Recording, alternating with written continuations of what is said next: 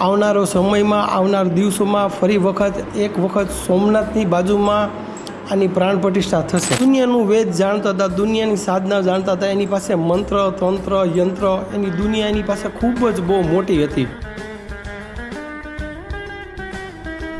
ગુજરાતમાં પહેલી વખત રાવણની પ્રાણ પ્રતિષ્ઠા કરી છે। આજે હું 16-17 વર્ષથી મને પોતે સાધનાઓ અનેક સ્થળોમાં અનેક જગ્યાઓમાં અનેક જંગલોમાં મેં પોતે કરેલી છે।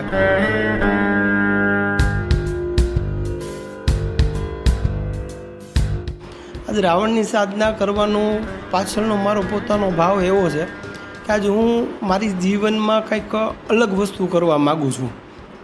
પણ આજે મહાદેવના ઉપાસક હતા, મહાદેવના હતા, એમાંય અમે બ્રાહ્મણ છીએ એટલે મને વધારે મનમાં એવું થયું કે ના, હું એવો કોઈ શક્તિશાળીની હું સાધના કરું જેથી કરીને આજે એને પોતાએ જે સાધનાઓ કરેલી છે એ સાધનાઓ પ્રમાણમાં મારે ઊંડાણમાં જવું હતું એમ।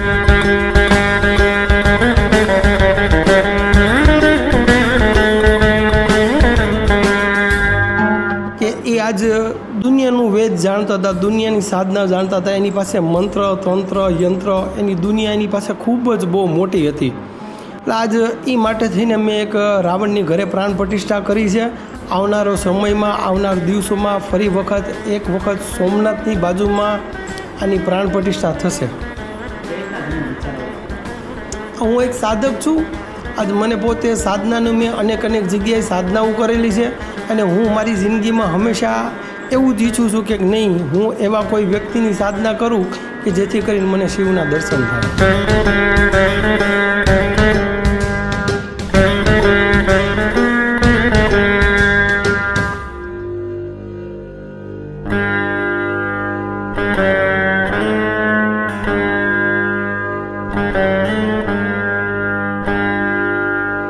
દર સોમવારે એની અખંડ દીવો એનો સતત ચાલુ રહેશે।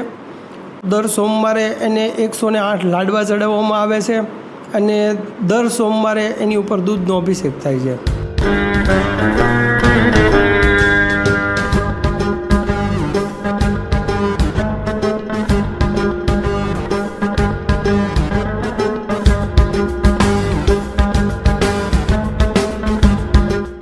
ભાવનગર સુમેરુ બંગલો બ્લોક નંબર 42 અને તળાજા રોડ છે ભાવનગર।